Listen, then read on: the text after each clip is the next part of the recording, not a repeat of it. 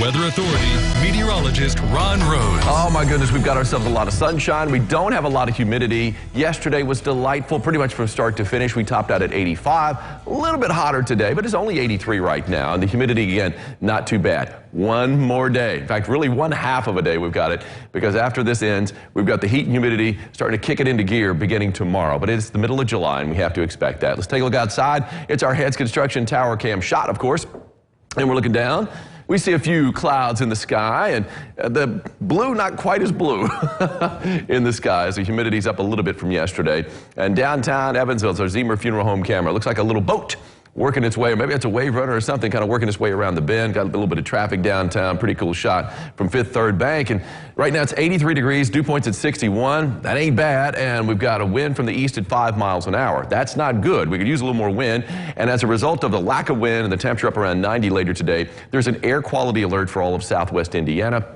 So take it easy out there. Maybe avoid the drive-through. Avoid mowing. Why not? I mean, who wants to mow anyway? Temperature-wise, low 80s for almost all of us. Still 79, though, in Lagodi, and 79 in French Lick. 81, though, in Jasper. Can we do a little run? I don't think we can. 82 in Owensboro, 83 in Dixon. Really, we're not seeing temperatures a whole lot warmer than that. So low 80s, and when you look at the dew points, really not too bad. Most of us in the green. A little pocket of 70 right there at Tell City. But look at 64 down the road in Owensboro, 64 Henderson, 65 Morganfield, 64 in Carmine. That's what we expected today. Low to mid 60s on the dew point, which is on the comfort meter in the tolerable range. Not pleasant, although we had a few moments of pleasantry earlier today when we saw that dew point dip down into the upper 50s. All right, we're going to give a big shout out to a big mater weighing in at 1 pound, 6.5 ounces. This giant, tomato right here, grown by Michelle Nichols of Madisonville. That is a whopper. A whole lot of tomato on that scale right there. Good growing Michelle. Of course, we had all that rain at the end of June.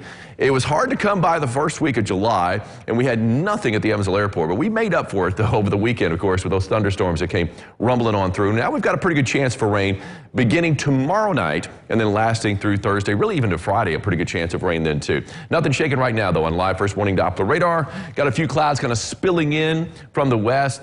Some bigger thunderstorms this morning, a lot of debris clouds coming from that, but that system really has weakened quite a bit, or at least has tapered off and diminished. But we're going to see that system kind of work its way in from the west to bring us a pretty good chance of rain again beginning tomorrow night. And we even have an isolated severe threat out there. Future tracker, though, not much to track today. Just a few clouds out there mixing in with the sunshine. And we're going to be seeing a mainly clear sky tonight. Maybe a little bit of fog first thing tomorrow morning. Best chance north and west of Evansville, it looks like here on our future tracker. And then as we roll through the day, dry morning, really a dry afternoon too. But we will see a few more clouds stacking up to the west in particular.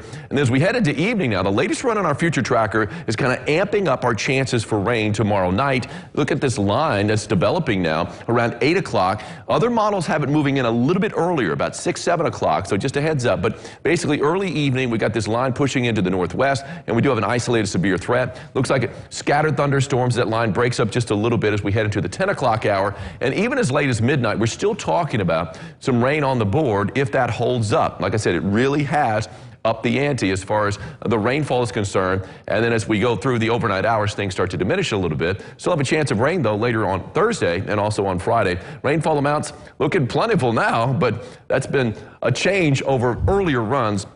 We weren't seeing as much rain with that system, but of course we'll have updates throughout the rest of the day and tomorrow too.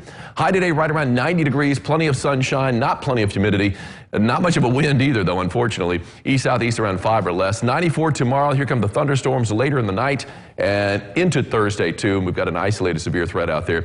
Very humid by midweek, and here we go. Mid-90s over the weekend, Angie. Let's just not even look at that. Hey, let's not even look at that. This. It looks like a black screen. It is not. This was about an hour before sunrise. Oh. That's comet Neowise. Keep in mind that's a long exposure. It's going to look like a fuzzy star. If you look at it, it's going to be about an hour before sunrise. Look to the northeast. You might be able to see that fuzzy star. George saw it.